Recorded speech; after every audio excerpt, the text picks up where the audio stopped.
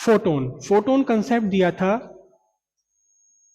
Planck ने, Maxwell Planck ने photon concept दिया। उन्होंने कहा कि कितना भी बड़ा या छोटा सोर्स हो, कैसा भी सोर्स है, जो इलेक्ट्रोमैग्नेटिक रेडिएशन अपने अंदर से एमिट कर रहा है वो कंटिन्यूअसली एमिट नहीं कर सकता, रुक रुक कर एमिट करता है।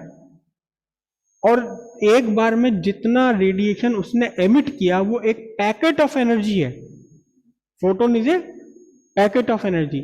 और कितनी एनर्जी होती है इस फोटोन के पास? H nu, directly proportional to its frequency. H nu h h into nu joule energy है ये, याद रखना, एच न्यू जूल।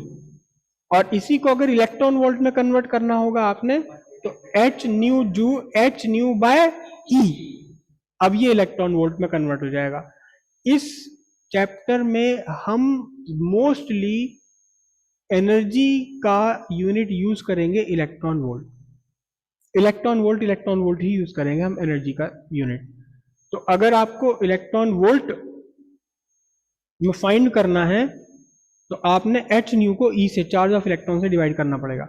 अच्छा, अभी बीच में रोक के फोटोन को एक चीज और, जो बहुत ज्यादा क्वेश्चन इस लेसन में से आता है, बहुत ज्यादा क्वेश्चन आता है। आपको एक सरफेस दे दी गई और एक रेडिएशन कहा गया, रेडिएशन की फ्रीक्वेंसी या वेवलेंथ दे दी जाती है, और फिर कहा जाता है कि बताओ इससे फोटो इलेक्ट्रिक इफेक्ट होगा या नहीं होगा। अगर होगा तो एमिटेड इलेक्ट्रॉन की एनर्जी कितनी रहेगी। तो सिंपल सी बात है, जो आपको फ्रीक्वेंसी या वेवलेंथ दे रखी है, उस वेवलेंथ या फ्रीक्वेंसी के अकॉर्डिंग आप फोटोन की एनर्जी कैलकुलेट कर लें। या तो एच न्यू फ्रीक्वेंसी आपको गिवन है, या न्यू को अगर आप कन्वर्ट कर दें वेवलेंथ में तो एच सी अपॉन लैम्डा, है ना, एच सी अपॉन ई लैम्डा इलेक्ट्रॉन वोल्ट में, एच सी अपॉन ई लैम्डा। आप जो भी आपको फ्रीक्वेंसी या वेवलेंथ दे रखी है उस फोटोन की एनर्जी कैलकुलेट करें। दूसरी तरफ देखें कि वर्क फंक्शन कितना दिया हुआ है। अगर वर्क फंक्शन के इक्वल भी है फोटोन की एनर्जी तो फोटो इलेक्ट्रिक इफेक्ट हो जाएगा। अगर फोटोन की एनर्जी वर्क फंक्शन से कम आ रही है तो फोटो इलेक्ट्रिक इफेक्ट नहीं होगा। अगर फोटोन की एनर्जी वर्क फंक्शन के एग्जैक्टली इक्वल है तो एमिटेड इलेक्ट्रॉन में kinetic energy zero.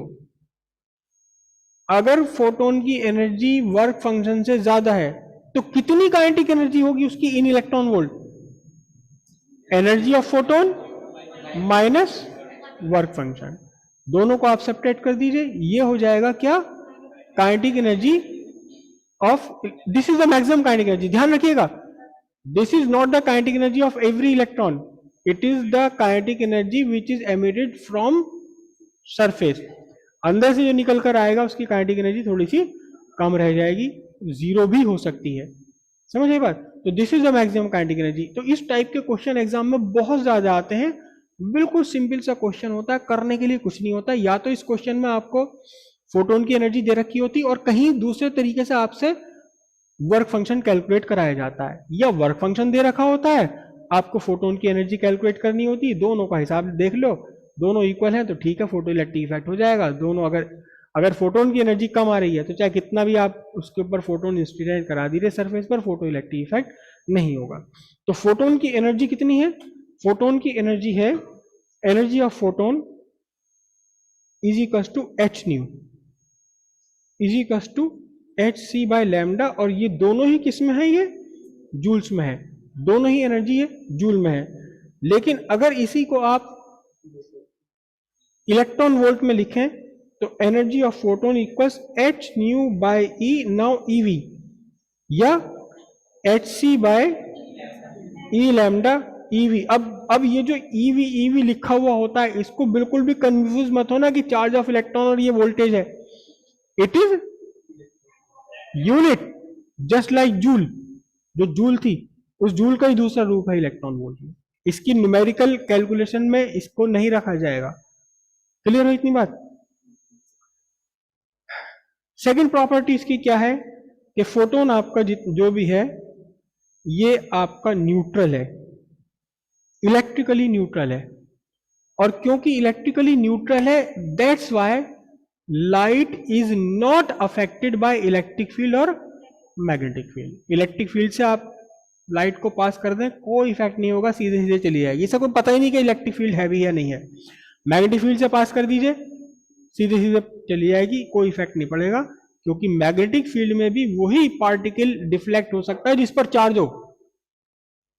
Lawrence magnetic force q v b sine theta, अगर क्यू जीरो है तो लॉरेंस मैग्नेटिक फोर्स भी जीरो है, अगर चार्ज जीरो है तो electric Lorentz force q into e ये भी जीरो है, क्योंकि इस पर चार्ज है ही नहीं, न्यूट्रल है ये, तो इसलिए it is not affected by electric field और मैग्नेटिक फील्ड, राइट।